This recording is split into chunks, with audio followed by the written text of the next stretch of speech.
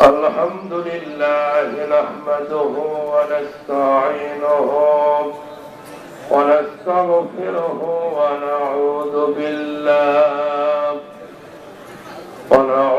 بالله من شرور أنفسنا ومن سيئات أعمالنا من يهده الله فلا مضل له ومن يضلل فلن تجد له وليا مرشدا ونشهد أن لا إله إلا الله وحده لا شريك له ونشهد أن سيدنا وحبيبنا وطبيب قلوبنا محمد الذي أرسله بالحق بشيرا ونذيرا وداعيا إلى الله بإذنه وسراجا منيرا أما بعد فقد قال الله تعالى في كلامه المجيد وفي فرقانه الحميد أعوذ بالله من الشيطان الرجيم بسم الله الرحمن الرحيم ونزلنا عليك الكتاب بيانا لكل شيء وهدى ورحمة وبشرى للمسلمين قال سيد الأنام وصاحب القرآن صلى الله عليه وسلم أيها الناس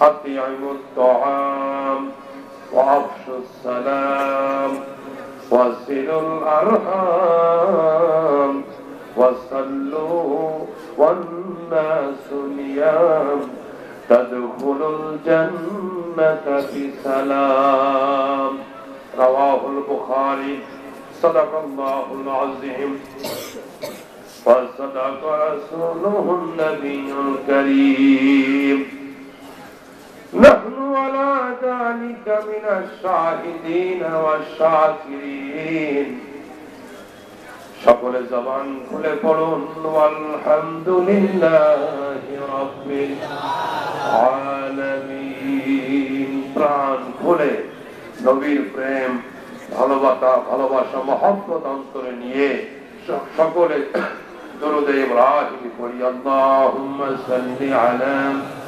محمد وعلى آل محمد كما صليت على إبراهيم وعلى آل إبراهيم إنك حميد مجيد اللهم بارك على محمد وعلى آل محمد كما باركت على إبراهيم وعلى آل إبراهيم إنك حميد مجيد بلغ العلا بكماله كشف الدجى بجماله حسنت جميع خصاله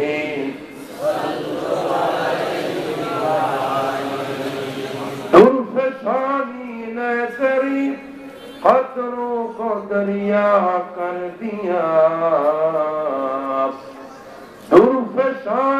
ने तेरी कदरों को दरिया कर दिया, दिल को रोशन कर दिया, आँखों को बीना कर दिया। बलगल उला बिकमालिही कशाफत जाफी जमालिही हसनत जमीअ खसालिही सल्लु अलैहि। मनुष्य प्राणी जीवन बाचार পেল অনাবিল সব অধিকার। মানুষ প্রাণী জীবন বাঁচার পেল অনাবিল সব অধিকার। সব সমস্যার শ্রেষ্ঠ সমাধান তুমি আনলে প্রিয় কোরআন। সব সমস্যার শ্রেষ্ঠ সমাধান তুমি আনলে প্রিয় কোরআন। তুমি দিলে রহমের সব দ্বার খুলি, কেমনে তোমায় রই ভুলি। ও মদিনার বুলবুলি, কেমনে তোমায় রই ভুলি। दिन काटे आर रात काटे, दिन काटे आर रात काटे, तोर बेदनार फुल तुली, केमने तोमाय रई भुली। बलागल उला बिकमालिही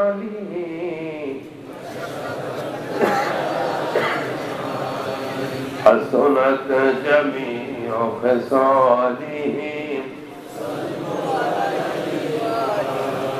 एक जबान खुले जिक्र करुन ला इलाहा इल्लल्लाह। जोरे इल्लल्लाह ला इलाहा इल्लल्लाह ला इलाहा मोहब्बत ला इलाहा इल्लल्लाह ला इलाहा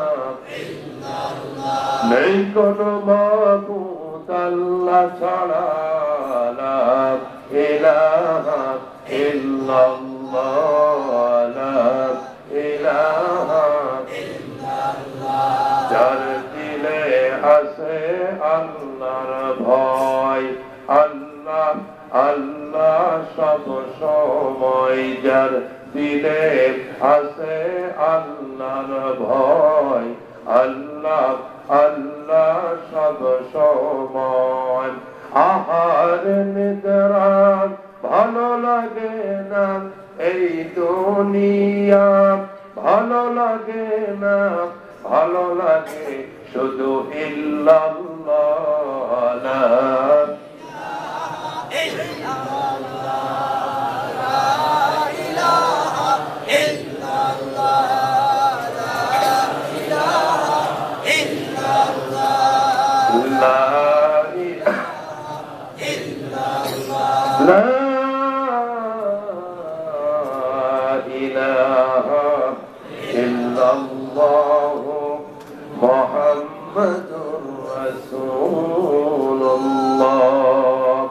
आवाज दिए बोली सल्लल्लाहु आरो जोर सोरे बोली सल्लल्लाहु अलैहि वसल्लम। সকল প্রশংসার মালিককে আরো চিৎকার দিয়ে বলুন কে। ওই মনিবের দরবারে কালিমাতুল শুকর আদায় করছি যে মহান আল্লাহ সুবহানাহু ওয়া তাআলা জামুডা হামিদিয়া কামিল মাদ্রাসার ৭৭তম বার্ষিকী প্রতিষ্ঠা বার্ষিকী উপলক্ষে ৩ দিন ব্যাপী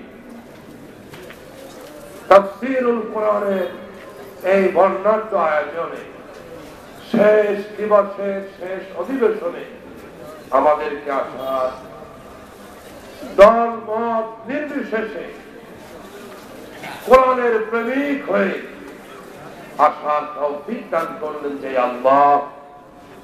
মনিবের দরবারে কালিমাতুর শুকর আদায় করি, সকলে পড়ি আলহামদুলিল্লাহ। রব্বানা লাকাল হামদ হামদান কাসীরান তাইয়িবান মুবারাকান ফীহি। সম্মানিত ভাইরা, আমরা গতকাল শুরু করেছিলাম কোন সূরা থেকে আলোচনা? আকারামাল্লাহু ওয়া বারাকাল্লাহু ফি হায়াতিকুম। আপনারা মনে রেখেছেন এবং বলতে পেরেছেন। আল্লাহ পাক আপনাদের হায়াত ইজ্জতকে আরো বাড়িয়ে দিতেন। তাহলে গতকালকে আলোচনার সংযুক্তির জন্য কিছু ভাই নতুন আছেন, আমি একটু সংযুক্তির জন্য গতকালকের ভূমিকার দুটি কথা বলতে চাই। সেটি হলো, এই সূরাটি নাযিল হয়েছে বিশ্বনবী সরকার দো আলম মুহাম্মদ রাসূলুল্লাহ সাল্লাল্লাহু আলাইহি ওয়াসাল্লামের পবিত্র জন্মভূমি মক্কাতুল মুকাররমা। রুকু আছে 6টি, জোরে বলুন কয়টি? আয়াত আছে 2 কম 100, তার মানে মাশাআল্লাহ 98টি। সম্মানিত ভাইরা আমার, এই সূরার নামকরণ সূরা মারইয়াম করা হয়েছে এই জন্য, যেহেতু এই সূরার ভিতরে আল্লাহ রাব্বুল আলামিন হযরত ঈসা আলাইহিস সালামের পবিত্র মা, সম্মানিতা প্রিয়তমা মা হযরত মারইয়ামের জীবনী, তার জীবন বৃত্তান্ত আলোচনা করেছেন। এই জন্য সূরাটির নাম সূরা মারইয়াম। এবং গোটা 30 পারা কোরআনের ভিতরে 6666টি আয়াতের ভিতরে গোটা কোরআনে শুধুমাত্র একজন মেয়ে লোকের নাম, একজন নারীর নাম, তিনি হলেন হযরত মারইয়াম। 2000 বছর আগে সিরিয়াতে এক আল্লাহর বান্দা বাস করতেন, নাম ছিল তার ফাকুদ। মেয়ে ছিল কয়টা? 2টা। প্রথম মেয়ে, বড় মেয়ে হান্না, দ্বিতীয় মেয়ে হলো ইসিয়া। প্রথম মেয়ে বিয়ে হলো বাইতুল মুকাদ্দাস, ফিলিস্তিনের জেরুজালেম, গোটা পৃথিবীর মানুষের প্রথম কিবলা ছিল যেটা বাইতুল মুকাদ্দাস মসজিদের, সব বাইতুল মুকাদ্দাস মসজিদে আকসা যেটা বলা হয়, ওই মসজিদের সম্মানিত প্রধান ইমাম হযরত ইমরান আলাইহিস সালামের সাথে বড় মেয়ের বিয়ে হলো। ছোট মেয়ের ইসিয়ার বিয়ে হলো আল্লাহ পাকের জলিল কদর একজন পয়গম্বর হযরত জাকারিয়া আলাইহিস সালামের সাথে। আল্লাহু আকবার। 2 মেয়ে ছিলেন বন্ধা, সন্তান কারো হয় না, কিন্তু মনের ভিতরে মাতৃত্বের টান, সন্তানের চেহারা দেখতে চায়, সন্তান কোলে আসুক, এটা মনের ভিতরে কামনা এবং বাসনা। হান্না তিনি দেখলেন একদিন বাড়ির বাইরে মুরগি তার বাচ্চাদেরকে আদর করে খুদ খাওয়ায়, চাউলের ছোট্ট ছোট্ট ভাঙা টুকরাগুলি, খুদগুলি আদর করে খাওয়ায়। এটা দেখে তার অন্তরের ভিতরে মাতৃত্বের সেই ব্যথা, মমতা বোধ জেগে উঠল। সন্তান বুকে ধারণ করার জন্য, পেটে ধারণ করার জন্য তিনি আল্লাহর কাছে দোয়া করলেন, রব্বে কারীম, তুমি যদি আমাকে একটা পুত্র সন্তান দিতে, এইভাবে আদর করতাম, লালন পালন করতাম, শুধু তাই নয়, আমার পুত্র সন্তানটিকে আমি তোমার পবিত্র ঘর মসজিদে আকসার জন্য আমি মানত করলাম, তোমার ঘরের খেদমতে তাকে পেশ করে দিব। সুবহানাল্লাহ। সম্মানিত ভাইরা, সন্তান ঠিকই হলো, কিন্তু ছেলে নয়, মেয়ে। কি হলো? সন্তান ছেলে হোক অথবা মেয়ে হোক, এটা কার হাতে? আরো জোরে বলুন।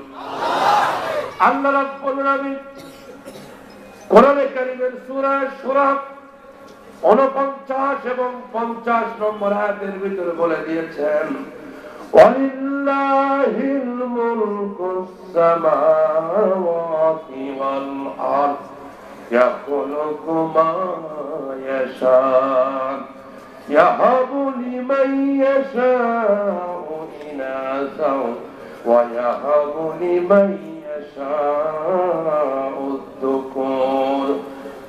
আল্লাহ রাব্বুল আলামিন বলেন, ওয়ালিল্লাহি মুলকুস সামাওয়াতি ওয়াল আরদ, যা কিছু আকাশে আছে, যা কিছু জমিনের ভিতরে আছে, সবকিছুর একচ্ছত্র মালিকানা ধরে বলেন কার? আরো চিৎকার দিয়ে বলেন কার? ইয়াখলুকু মা ইয়াশা, যা ইচ্ছা তাই তিনি সৃষ্টি করেন, তার হুকুম কেউ বাধাগ্রস্ত করতে পারে না। ইয়াহাবু লিমান ইয়াশাউ ইনাসা, আল্লাহ রাব্বুল আলামিন যাকে ইচ্ছা করেন কন্যা সন্তান দান করেন, ওয়া ইয়াহাবু লিমান ইয়াশাউ যুকুর, আল্লাহ পাক যাকে ইচ্ছা করেন তাকে পুত্র সন্তান দেন। মানুষের কোন হাতে কন্যা পুত্র, এটা একমাত্র কেবলমাত্র কার হাতে? ধরে বলেন। এরপর আল্লাহ রাব্বুল আলামিন বলেন, আউ ইউযাওয়িজুহুম যুকরানা ওয়া ইনাসা, আল্লাহ পাক কাউকে ইচ্ছা করলে কন্যাও দেন পুত্রও দেন, দুইটাও দিতে পারেন, কোন আপত্তি। ওয়া ইয়াজআলু মান ইয়াশাউ আকিমা, আবার কাউকে বন্ধা বানায় দেন, কাউকে শুধু মেয়ে দেন, কাউকে শুধু ছেলে দেন, কাউকে মেয়েও দেন ছেলেও দেন, কাউকে কিছুই দেন না। ইন্নাহু আলীমুন কাদির, সমস্ত শক্তির মালিক চিৎকার দিয়ে বলুন কে? তাহলে ছেলে হোক মেয়ে হোক দুইটাই হোক কিছুই না হোক, সম্পূর্ণ কুদরতের মালিককে। সম্মানিত ভাইরা আমার, মরিয়মের মা হান্না তিনি আল্লাহর দরবারে কন্যা সন্তান চাইলেন না, কিন্তু রব্বুল আলামিন তাকে কন্যা সন্তান দান করলেন। তিনি বলেন, আল্লাহ আমি যেটা চাইলাম আমার মনের ইচ্ছা তো পূরণ হলো না, কারণ আমি বলেছিলাম সন্তান হলে পুত্র সন্তান হলে তোমার ঘরের খাদেম বানানো, আমি তো খাদেম বানিয়ে দিব, হলো তো মেয়ে। আল্লাহ পাক জানাই দিলেন, লাইসা যাকারু কাল উনসা, ও হান্না মন খারাপ করো না, কোন চিন্তা করো না, আমি আরশের মালিক আল্লাহ এমন একটি কন্যা সন্তান তোমাকে দিলাম, পৃথিবীর কোন পুত্র সন্তান তার সমকক্ষ হতে পারবে না। ও জামুদ্দার ভাইয়েরা আমার, তাহলে বারবার যদি ছেলে না হোক কন্যা সন্তান হয়, মন খারাপ করা যাবে না, মুখ কালো করা যাবে না, স্ত্রীর প্রতি রাগ করা যাবে না, কারণ বেগমের হাতে কোনো ক্ষমতা না, ক্ষমতার মালিককে। আমার দেশে বারবার কন্যা সন্তান হলে মন খারাপ করে, মুখটা কালো করে, রাগ করে, গোসা করে, মানুষের সাথে লজ্জায় শরমে মুখ দেখাইতে পারে না, এমন মুসলমান আছে না নাই? অবশ্য এমনই না, বারবার কন্যা সন্তান হয়েছে বলো স্ত্রীকে তালাক পর্যন্ত দিয়েছে, এমন শাসন কাপুরুষ বাংলার জমিনে আছে। কেন আপনি স্ত্রীকে তালাক দিবেন? কেন তার প্রতি মন খারাপ করবেন?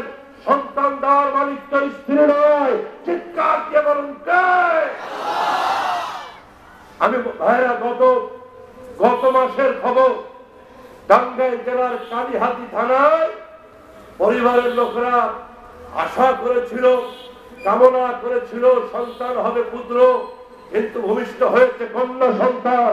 শ্বশুর বাড়ির লোকগুলি মিলে, স্বামী মিলে, দেবর মিলে, শাশুড়ি মিলে, ননদ মিলে অত্যন্ত মানসিক চর্চার শারীরিক নির্যাতন করেছে ওই পুত্রবধূর উপরে, এটা কি জুলুম না ইনসাফ? ধরে বলুন, জুলুম না ইনসাফ? আল্লাহ রাব্বুল আলামিন বলেন, দেওয়ার মালিক তো আমি। তোমার বেগম সন্তান ছেলে হোক মেয়ে হোক, তার হাতে কোনো ক্ষমতা, তার হাতে কোনো ক্ষমতা। যারা কন্যা সন্তান হলে মন খারাপ করে, মুখটা কালো করে, আসলে ওদের জানা নাই কন্যা সন্তানের ফজিলত কত বেশি, ঠিক কিনা? একটু বলে দিব। আল্লাহ রাব্বুল আলামিনের নবী বলেন, যেই ঘরের ভিতরে দুইটা কন্যা সন্তান হবে, কন্যা সন্তানের পিতা মন খারাপ করবে না, সন্তুষ্টি মনে কন্যাদেরকে আদর করবে, লালন পালন করবে, আদব ভদ্রতা আল্লাহর দ্বীন শিক্ষা দিবে, সৎ পাত্র দেখে বিয়ের ব্যবস্থা করবে। আল্লাহ নবী বলেন, ওই কন্যা সন্তানের পিতা আর আমি নবী আল্লাহর জান্নাতের পাশাপাশি থাকবো। সুবহানাল্লাহ। স্বাস্থ্য ভালো না? আরো জোরে, আরো জোরে কম। আমার কন্যা সন্তানের পিতারা, কন্যা সন্তানের বাবা যারা হয়েছেন, আপনাদের খুশি হওয়ার মতো ব্যাপার। যার ঘরে একটা দুইটা তিনটা চারটা কন্যা সন্তান আছে, আপনার ঘরে আল্লাহ রাব্বুল আলামিনের চিন্তা জান্নাত আছে। কিন্তু আমার দেশের কপাল পোড়া মানুষ কন্যা সন্তানের ফজিলত বোঝে না। রাসূল বলেছেন, খবরদার কোন কন্যা সন্তানের বাবাকে গালি দিও না, আমি নবী নিজে কন্যাদের বাবা। আল্লাহু আকবার। কিন্তু আমার দেশের লোকেরা মেয়ে হলে মন খারাপ করে। এক লোক, ওর প্রথম একটা মেয়ে হয়েছে, আদর করে নাম রেখেছে ময়না। কি নাম গো? পিছের ভাইরা বলে। দ্বিতীয়টা মেয়ে হলো, এবার নাম রেখেছে গয়না। এই প্রথম মেয়ে, দ্বিতীয় মেয়ে, হয় কি হয় না? বীজ দিয়ে কথা কয় না। প্রথম মেয়ে, দ্বিতীয় মেয়ে, আল্লাহ পাকের কুদরতের ফয়সালা ৩ নম্বরটা মেয়ে, এবার নাম রেখেছে আয়না। ওয়াজ কি মনে থাকবে? প্রথম মেয়ে, দ্বিতীয় মেয়ে, ৩ নম্বরটা আল্লাহ পাকের কুদরতের ফয়সালা, চতুর্থ মেয়েটা সন্তানটাও মেয়ে, এবার মন খারাপ করে রাগ করে নাম রেখেছে আর সয়না। আর সম্মানিত ভাইরা আমার, কন্যা সন্তান জান্নাতের প্রতীক। আল্লাহ নবী বিশ্বনবী বলেছেন, তোমরা যখন কোথাও বের হবে সফরে, সকলের শেষে কন্যার থেকে বিদায় নেবে, সকলের শেষে কন্যার থেকে মেয়ের থেকে বিদায় গ্রহণ করবে। যখন সফর থেকে বাড়িতে আসবেন, সকলের আগে কন্যার সাথে দেখা করবে। সুবহানাল্লাহ। হযরত হান্না চেয়েছিলেন ছেলে, কিন্তু আল্লাহ দিলেন। আরো করে বলেন, আল্লাহ রাব্বুল আলামিন মেয়ে দিলেন। হান্না মেয়েটিকে বাইতুল মুকাদ্দাসের খেদমতে পেশ করে দিলেন। কিন্তু আমার ভাইয়েরা, এই মেয়েকে দেখে সব থেকে বেশি খুশি হবেন যিনি, মেয়ের বাবা হযরত ইমরান, মসজিদে আকসার ইমাম যিনি তো পৃথিবীতে থাকলেন না। মেয়ে জন্মগ্রহণ করার আগে তিনি পৃথিবী থেকে বিদায় নিয়ে চলে গেলেন। সব থেকে তিনি খুশি হবেন, আজকে তিনি পৃথিবীতে না। আমার ভাইয়েরা, এতিম মেয়ে, এতিম সন্তান, তার দায়িত্ব ভার কে দিবে? লটারি শুরু হয়ে গেল গোটা বনি ইসরায়েলের মানুষের ভিতরে। সকলে চায় আমরা তার দায়িত্ব নিব, কারণ মেয়েটি মসজিদে আকসা বাইতুল মুকাদ্দাসের ইমামের মেয়ে। তার দায়িত্ব নেওয়া সকলে নিজেদের কিসমত বরকত মনে করলো, সকলে দায়িত্ব নিতে চান। কিন্তু খালু হযরতে জাকারিয়া তিনি বলতেছেন, না, আমি যেহেতু মসজিদে আকসার পরবর্তী ইমাম এবং সম্পর্কে আমি তার খালু, আমার হক বেশি, তার দায়িত্ব আমি গ্রহণ করব। কিন্তু কেউ দিতে রাজি না। সকলে বলছে না, তার বাবা আমাদের ইমাম ছিলেন, আমরাও গ্রহণ করতে চাই দায়িত্ব। তাফসিরে মাঝারি, তাফসিরে ইবনে কাসিরের ভিতরে লিখতেছে লটারি করা হলো। কি করা হলো? সম্মানিত ভাইরা আমার, মাঝখান থেকে কেন উঠতেছে? আলোচনা কি খারাপ লাগতেছে? আজকে কিন্তু ইতিহাসের উপরে আমি ধারাবাহিক কথা বলবো। কেউ উঠবেন না, কেউ উঠবেন না। সম্মানিত ভাইরা আমার, যার উঠার দরকার আগে চলে যাবেন, মাঝখান থেকে ডিস্টার্ব করবেন না। সকলে লটারিতে প্রতিযোগিতায় নামলো। ঘোষণা হলো পুকুরের পানির ভিতরে কলম ফেলা হবে। কলম, যার কলম তা ভেসে উঠবে সে দায়িত্ব পাবে মারিয়ামের। সুবহানাল্লাহ। সকলে কলম নিক্ষেপ করল নদীর ভিতরে, পুকুরের পানির ভিতরে। সকলে কলম নিক্ষেপ করলো, কারো কলম ভেসে ওঠে না, পানির ভিতরে ডুবে গেছেন। একটা কলম ভেসে উঠল, সেই কলমের মালিক হলেন আল্লাহর পয়গম্বর মরিয়মের খালু হযরতে জাকারিয়া। আল্লাহ রাব্বুল আলামিন তার কিসমতে রেখেছেন মরিয়মের দায়িত্বের ভার। তিনি পেলেন মরিয়মের দায়িত্বে। চিৎকার দিয়ে বলেন আল্লাহু আকবার। সম্মানিত ভাইরা আমার, বাইতুল মুকাদ্দাস মসজিদের ভিতরে মরিয়ম থাকে। মসজিদের কোণার ভিতরে তার জন্য থাকার ব্যবস্থা, তার জন্য তাবু টাঙিয়ে দেওয়া হলো। গোটা বনি ইসরাইল লোকেরা বড় ভালোবাসে, মহব্বত করে, কারণ পবিত্র বংশের পবিত্র এক মেয়েটা, আল্লাহর নবীর মেয়ে, বড় সম্মানী মেয়ে। বাইতুল মুকাদ্দাস মসজিদের ভিতরে তিনি থাকেন। তাফসীর লিখতেছেন, এক মাসে সাধারণ মানুষ যতটুকু বড় হয়, বেড়ে ওঠে, মরিয়ম একদিনে তার থেকেও তার শারীরিক গঠনটা বেড়ে যায়। আল্লাহু আকবার। আমরা সাধারণ মানুষ এক মাসে আমাদের শারীরিক গঠন যতটুকু বাড়ে, মরিয়মে মাত্র একদিনে তার থেকে বেশি বেড়ে যায়। আল্লাহু আকবার। সম্মানিত ভাইরা আমার, শুধু তাই নয়, হযরত জাকারিয়া তিনি যখন মসজিদের ভিতরে প্রবেশ করেন, ছোট্ট মরিয়ম এখন হাঁটতে চলতে শুরু করেছে, কথা বলতে শিখে গেছে।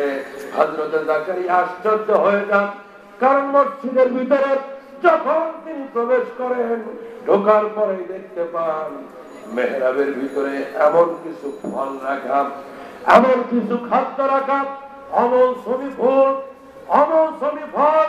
শীতকালে পাওয়া যায়, গরমে পাওয়া যায় না, এমন কিছু ফল আছে না? মৌসুমী ফল শীতে পাওয়া যায়, গরমে পাওয়া, আবার গরমে কিছু আছে, শীতে পাওয়া। হযরত জাকারিয়া তিনি মসজিদের ভিতরে ঢুকে দেখেন মেহরাবের ভিতরে অমৌসুমী ফল এখন পাওয়ার কথা না।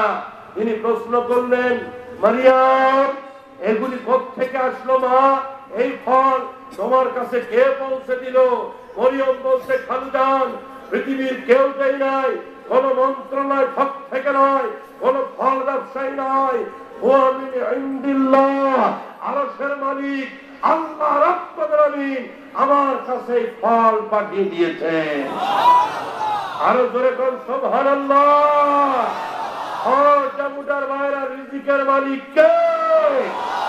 মসজিদে আকসার মেম্বারের ভিতরে অমৌসুমী জান্নাতের ফল মরিয়মকে ভক্ষণ করাচ্ছেন। চিৎকার দিয়ে বলেন কে?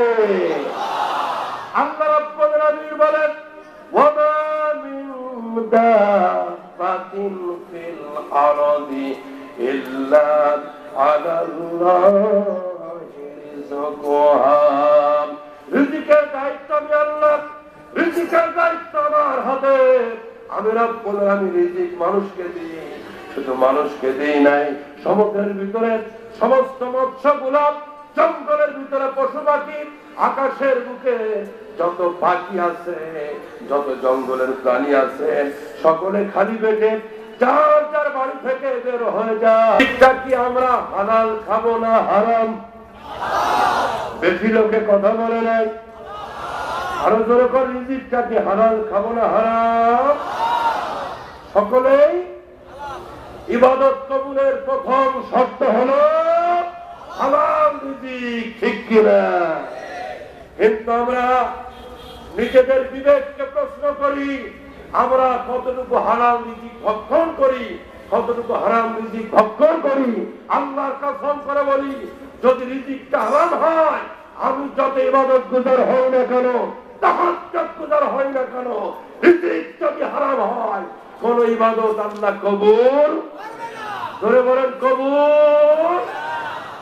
সম্মানিত ভাইরা আমার, আল্লাহ রাব্বুল আলামিন কোরআনে কারীমের সূরা বাকারার 168 নম্বর আয়াতের ভিতরে তার বান্দা বান্দীদেরকে হালাল রিজিকের ঘোষণা দিয়ে তিনি বলতেছেন, ইয়া আইয়ুহান নাসু কুলু মিম্মা ফিল আরদি হালালান তাইয়্যিবান ওয়া লা তাত্তাবিউ খুতুওয়াতিশ শাইতান ইন্নাহু লাকুম আদুউম মুবিন। ও পৃথিবীর মানুষেরা, তোমরা হালাল রিজিক খাও, পবিত্র রিজিক ভক্ষণ করো, খবরদার হারামের কাছে যেও না, কারণ হারাম রিজিকে কোন ইবাদত আমি আল্লাহ কবুল করবে না। সম্মানিত ভাইরা আমার, বলকের বাদশা হযরত ইব্রাহিম বিন আদহামের কথা আপনারা শুনেছেন।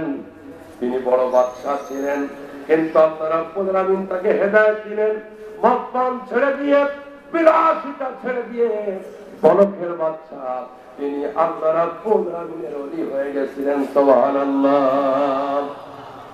মাত্র একখানা চটের কাপড় নিয়ে, কম্বল নিয়ে বলকের বাদশা রাস্তার মাঝ ছেড়ে, সিংহাসন ছেড়ে রাস্তায় রাস্তায় তিনি ঘুরতেন। লোকেরা বলতেন, বাদশা এত বিশাল রাজত্ব ছেড়ে দিয়ে পথে পথে ঘুরেন, কষ্ট কি আপনারা হয় না? বাদশা জবাব দিতেন, আল্লাহর ওলি জবাব দিতেন, শোনো, বলকের বাদশা ছেড়ে দিয়েছি, বলকের বাদশাহী ছাড়ার বিনিময়ে আমার মালিক আল্লাহ আমাকে আখিরাতের বাদশাহী দান করে দিয়েছেন। আল্লাহু আকবার।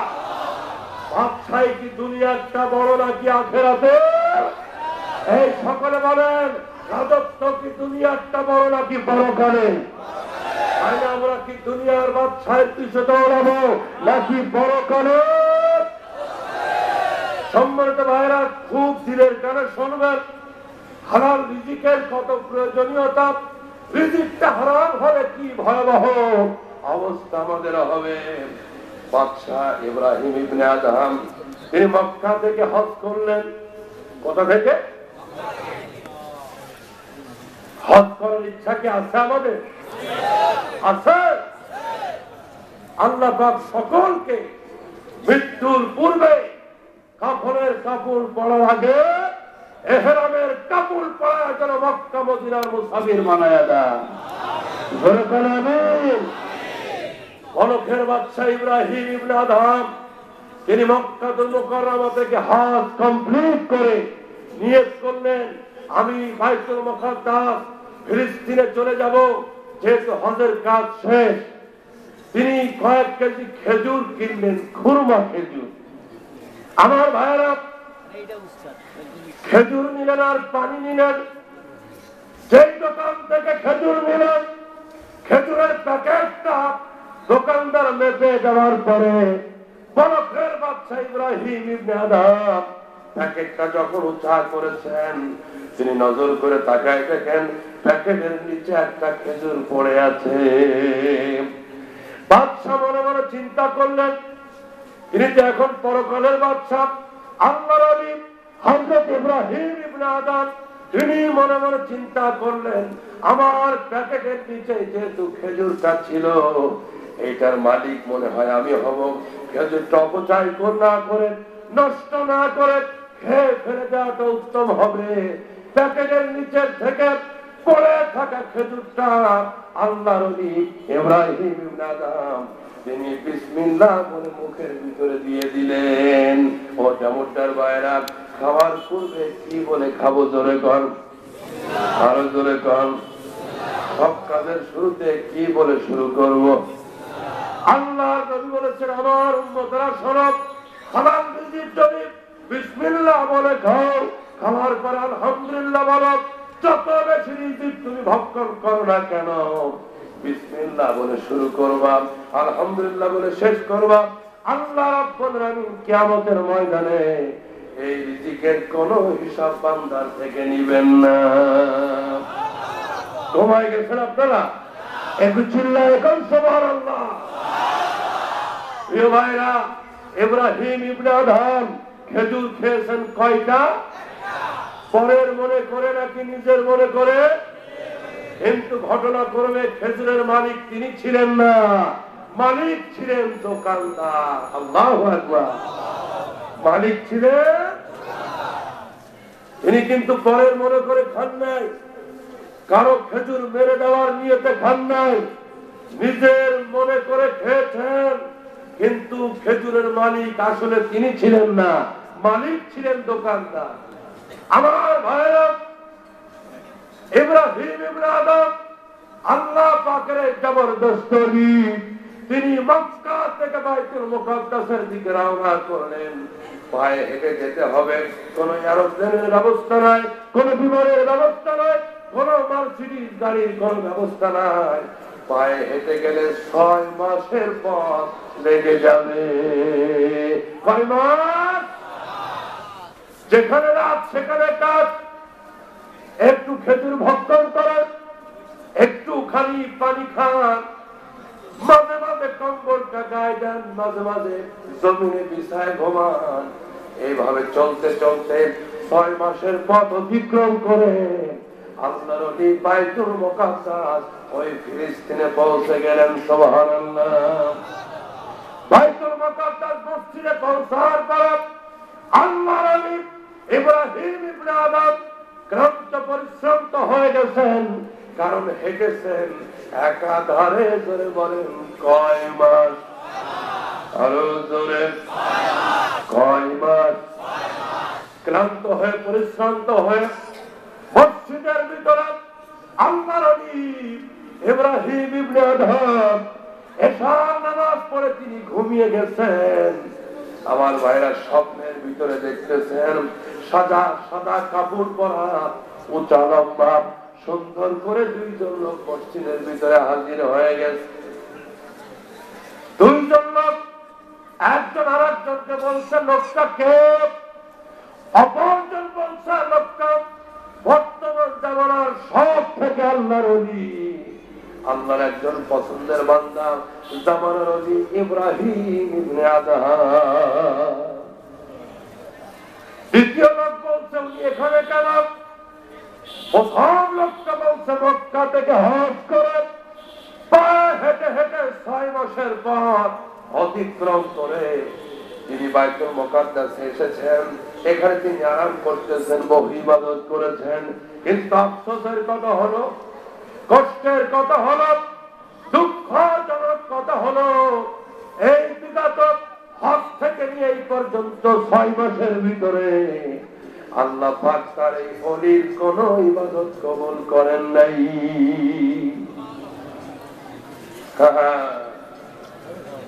চিন্তা করুন, সুদের ব্যাংকে যাদের নাম আছে চিন্তা করুন, ঘুষের খাতায় যাদের নাম আছে চিন্তা করুন, অন্যায় ভাবে অবৈধ ভাবে পরের সম্পদ আত্মসাৎ করে যারা নিজের পেট হয়েছেন, খুব চিন্তা করুন। কে খুশি হবেন, কে অসন্তুষ্ট হবেন? কাউকে খুশি করতে আসি নাই, একমাত্র আল্লাহর খুশির জন্য এসেছি। বুখারী শরীফের হাদিস, আল্লাহর নবী বলেছেন লা তাদখুলুল জান্নাতা জাসাদুন গুজিয়া বিল হারাম। ওই দেহটা আল্লাহর জান্নাতে প্রবেশ করবে না হারাম রিজিক দিয়ে যে রক্ত মাংস গড়ে উঠেছে। রাতের বেলা তাহাজ্জুদের নামাজ যতই পড়ুন না কেন, মক্কা থেকে আনা যায় না, ইস্ত্রি করা সার্ফ এক্সেল দিয়ে পরিষ্কার করা জামা মদিনার আতর মেখে তাহাজ্জুদের নামাজ পড়ে গভীর রাতে আল্লাহর কাছে দোয়া করতেছে, কিন্তু রিজিকটা হারাম না, রিজিকটা যতই দোয়া করেন না কেন, রব্বানা ইয়া রব্বানা ইয়া রব্বানা, আল্লাহ কয় কাজ হবে না, কাজ হবে না, হবে না। সরি, এই মুহূর্তে তোমার দোয়ার নেকর আরশে আযমের সাথে সংযোগ দেওয়া সম্ভব হচ্ছে না। তার কারণ জায়নামাজ পবিত্র, কাপড় পবিত্র, টুপি পবিত্র, আতর পবিত্র, কিন্তু তোমার দেহের ভিতরে রক্তগুলা অপবিত্র হয়ে গেছে। এই অপবিত্র হারাম রিজিকটি আমার কাছে কিয়ামত পর্যন্ত দোয়া করলে তোমার তো আরশে আযমে পৌঁছবে না। ঠিক কিনা ধরে কর। আর জামুদার মুসলমানেরা যতদিন বেঁচে আছেন ডাল ভাত খান, পান্তা ভাতে মরিচ খান, হারাম রিজিক খাবেন না। হাজি আছেন তো হাত তুলে দেখান। নারায়ে তাকবীর।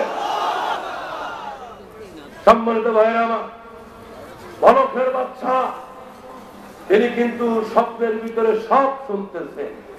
স্বপ্নের ভিতরে ঘুম যখন ভেঙে গেল, স্বপ্ন যখন ভেঙে গেল, বাচ্চা পাগলের মতো হয়ে গেছেন। তিনি পাগলের মতো দৌড়াইতে দৌড়াইতে মক্কার দিকে তিনি আবার রওনা দিলেন। আমার বন্ধুগণ, কারণ তৃতীয় ব্যক্তি বলেছিলেন এই ব্যক্তির দোয়া কবুল হয় নাই, তার কারণ হলো হজ করার পরে তিনি যে দোকান থেকে খেজুর কিনেছিলেন, প্যাকেটের নিচে একটা খেজুর পড়েছিল।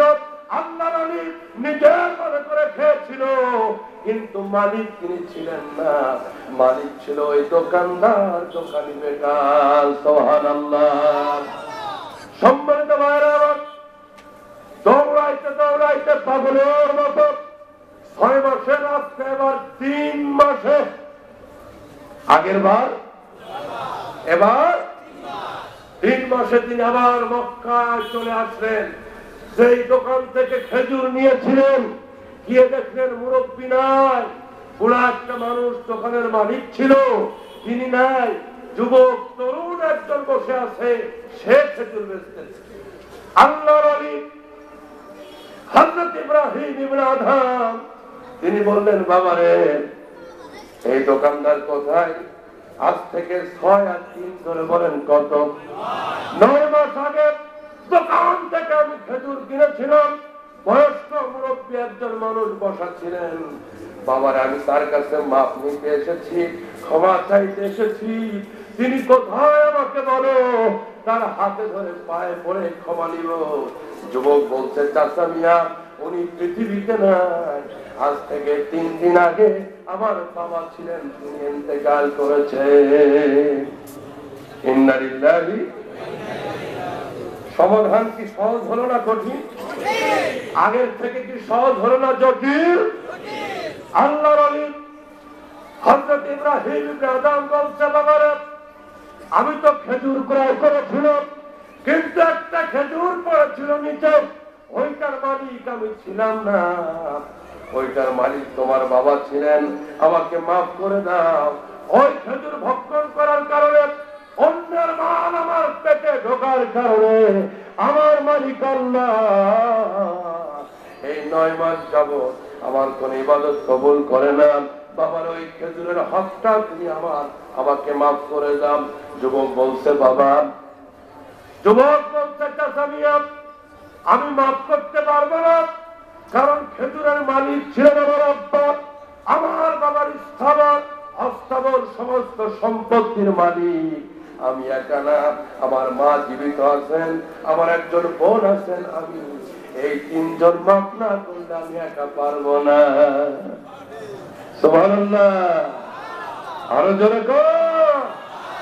সমাধান কি আরেকটু সহজ হলো না কঠিন? আমার ভাইয়েরা, হযরত ইব্রাহিম ইবনে আদহাম 2টা হাত জোর করে বলছে, বেটারে সুযোগ করে দে, সমাধানটা সহজ করে দাও। আমাকে নিয়ে চলো তোমার আম্মার কাছে, তোমার মায়ের কাছে নিয়ে চলো, তারা হাতে ধরে পায়ে ধরে আমি মাপ নিব। আমার মালিক আমার ইবাদত কবুল করে না। পেরেশান হয়ে গেছে বাদশা, পাগলের মতো হয়ে গেছে আল্লাহর ওলি। যুবক যখন বাড়িতে তার মায়ের কাছে নিয়ে গেল, ইব্রাহিম ইবনে আদম চোখের পানি ছেড়ে বলে, মা গো মাফ করে দাও। তুমি যদি মাফ না করো, তোমার হক যদি আমাকে মাফ না করো, আমার আল্লাহ আমাকে মাফ করবে না। কারণ বান্দার হক বান্দা মাফ না দিলে আল্লাহ মাফ দিবে না। ঠিক কিনা? সম্মানিত ভাইরা আমার, ঘরের ভিতর থেকে মহিলা মাফ করে দিলেন, যুবকের বোন তাকে মাফ করে দিল। যুবক বলছে, চাচা মিয়া আমার হকটা আমি মাফ করে দিলাম, খেজুরের হক সকলে মাফ করে দিলাম। ইব্রাহিম ইবনে আদম ওযু করলেন, মাফ নেওয়ার পর মসজিদে হারামের ভিতরে আল্লাহর দরবারে সিজদা দিলেন। সিজদায় যখন পড়ে আছেন, এই যেন গায়েব থেকে কানের ভিতরে আওয়াজ দিল, ইব্রাহিম ইবনে আদম রে, 9 মাস আগের ইবাদত আজকের ইবাদত আকাশ পাতালের পার্থক্য। এই আজকের সিজদা সহ বিগত 9 মাসের সমস্ত ইবাদত আমি আল্লাহ কবুল করে নিলাম। নারায়ে তাকবীর, নারায়ে তাকবীর। মুসলমানেরা, ইবাদত কবুল হবে তখনই রিজিকটা হালাল হবে। তাহলে আমরা রাজি আছি ইনশাআল্লাহ? ওরকম রাজি আছি?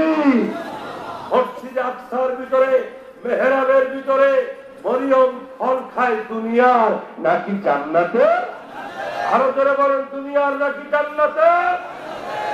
সম্মানিত ভাইরা আমার, জান্নাতের ফল খাইতেছে মরিয়ম, ধীরে ধীরে বড় হচ্ছে, একদিন 1 মাসের উচ্চতা।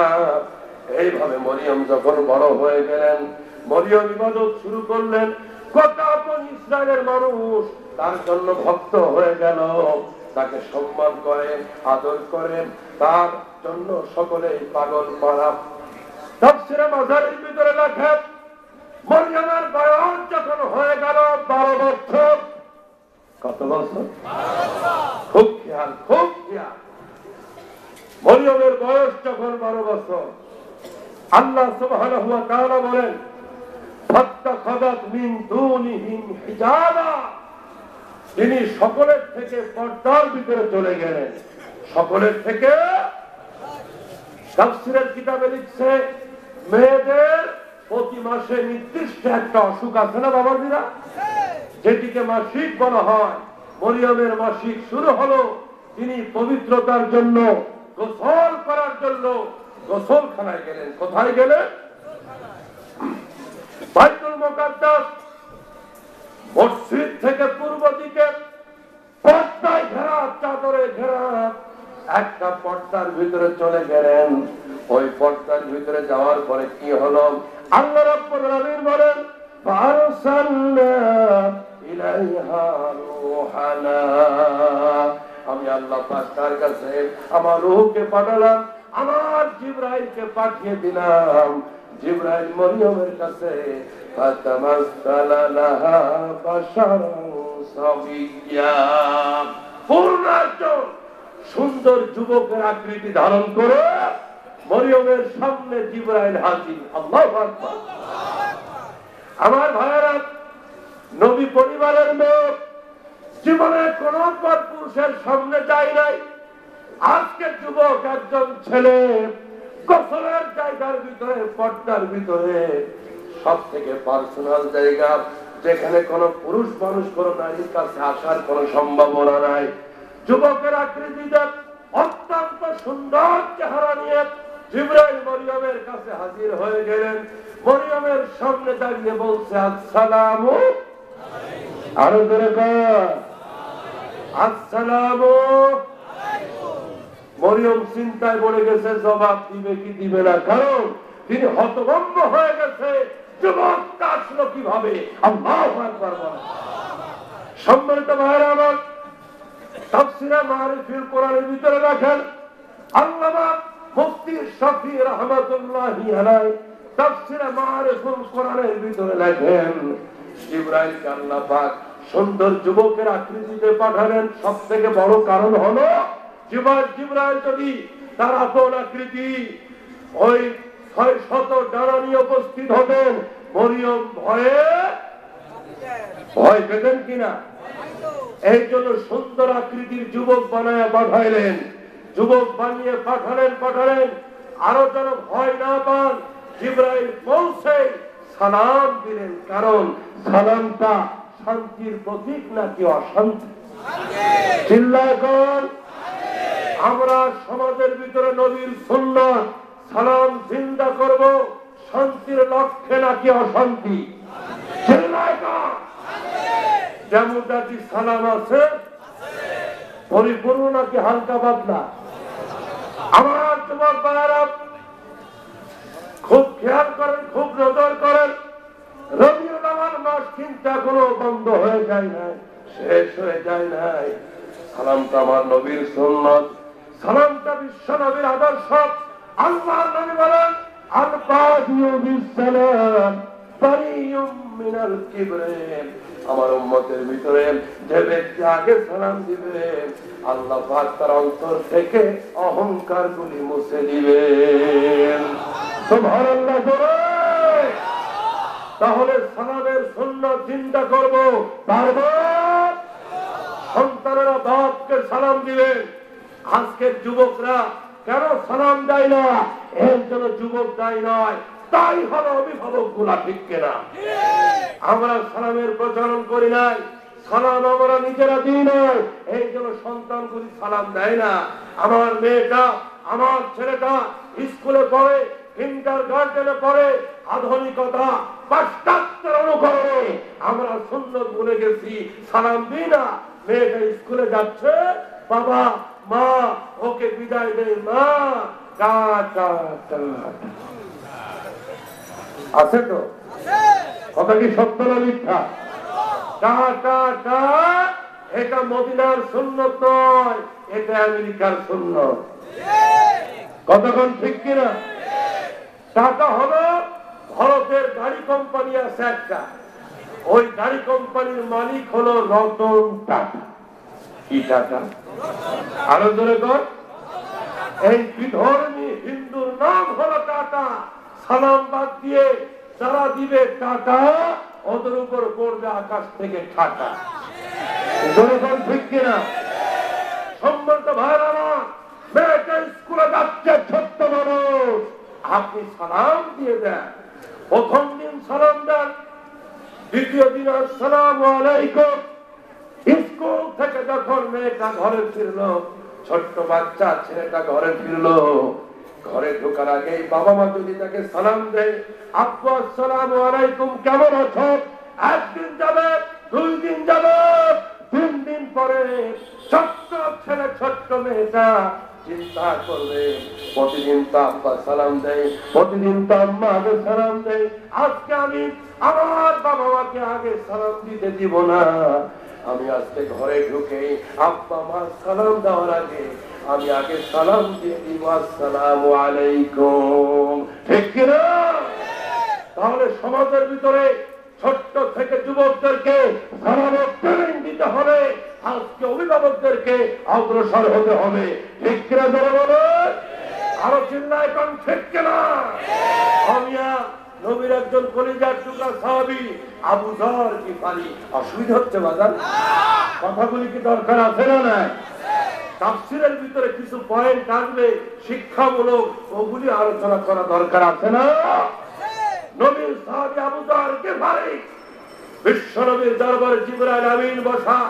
জিবরাইল বলছে, ইয়া রাসূলুল্লাহ, এখন আর থাকতে পারবো না, ওই যে দূরে আপনার সাহাবী আবু যর গিফারিকে দেখা যায়, আমি চলে যাচ্ছি নবীজি।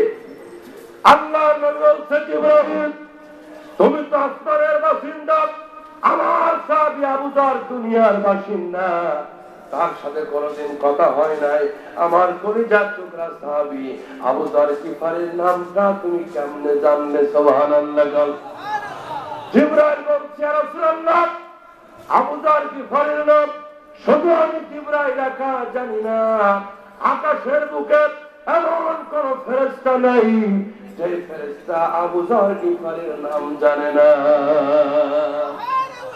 আল্লাহ নবীর চোখের কোনায় পানি, আমার কলিজার টুকরা একজন সাহাবী, আল্লাহ রাব্বুল আলামিন এত সম্মান বাড়িয়ে দিয়েছেন। রাসূল বলছেন, ও আমার ফেরেশতা, ও জিবরাইল বড় দেখি আবু যর গিফারির এত দাম কেমনে বেড়ে গেল? শুনতে রাজি আছেন না নাই? বড় জোরে কোন জিবরাইল বলছে, রাসূলুল্লাহ দুইটা কারণে আবু যর গিফারির এত দাম। কয়টা কারণে? প্রথম কারণ হলো আবু যর গিফারির অন্তরের ভিতরে কোনো অহংকার নাই, কোনো দম্ভ নাই। যারা দেখে আবু যর গিফারি আগে তার সালাম দিয়ে দেয়। ও ডাবুটার বাইরা, ওয়াজ বেশি লাগে না, হেদায়েতের জন্য বেশি কথা লাগে না। দুই একটা পয়েন্ট যদি আমল করতে পারি, জীবনটা সার্থক করে দিবেন কে? তাহলে একটা আমল হলো আবু যর গিফারি অহংকার মুক্ত অন্তর। কারণ যারে দেখে আগে আগে আবু যর গিফারি সালাম দিয়ে দেয়। আর একটা আমল করি, ইয়া রাসূলুল্লাহ, যখন সুযোগ পায় আবু যর গিফারি বেশি বেশি আল্লাহ কোরআন থেকে সূরা ইখলাস, কুল হুয়াল্লাহু আহাদ আল্লাহুস সামাদ লাম ইয়ালিদ ওয়া লাম ইউলাদ ওয়া লাম ইয়াকুল লাহু কুফুয়ান আহাদ। আবু যর গিফারি এই সূরা ইখলাস বেশি বেশি তেলাওয়াত করে। নবী কি করো? এই দুই আমলের কারণে আল্লাহ পাক আবু যর গিফারির নাম শুধু দুনিয়াওয়ালাদের কাছে নয়, আকাশওয়ালাদের কাছে বড় করে দিয়েছেন। আজ আবু যর ভাইরা, তাহলে সালাম দিব নাকি অপেক্ষা করব? আরো যেরকম নবীর সাহাবী হযরত আবু বকর সিদ্দিক রাদিয়াল্লাহু তাআলা আনহু আমার নবীর কাছে একদিন হাজির হয়ে গেছে। আল্লাহ যেন ঘুমাইতেছি কিনা, জেগে আছেন না ঘুমাচ্ছেন? একটু হাত দেখান কে কে ঘুমাচ্ছেন। হায় হায় হায় হায়, এদেশে কি জেগে জেগে ঘুমায়? ভাইরা ঘুমানো যাবে না। জাগনা है तो जाग लो, अफलाक की साया तले हशर तक सोना पड़ेगा। कब्र की साया तले ঘুমানো যাবে না। ইসলামের অস্তিত্ব রক্ষার জন্য, গোটা পৃথিবীতে মুসলমানের অস্তিত্ব রক্ষার জন্য জাগতে হবে। ঠিক করে ধরেগা। আজকে পৃথিবীর বেঈমান বেদিনরা, কাফের মুশরিকরা মুসলমানদেরকে নিশ্চিহ্ন করার ষড়যন্ত্র করতেছে। জাগতে হবে, ওদেরকে জবাব দিতে হবে। মুসলমান মরে যায় নাই, জিন্দা আছে, জিন্দা থাকবে। জীবনের শেষ বিন্দু রক্ত দিয়ে হলো আল্লাহ দিনকে জমিনে বাস্তবায়ন করবে ইনশাআল্লাহ। কে কে রাজি আছেন তো হাত তুলে দেখান।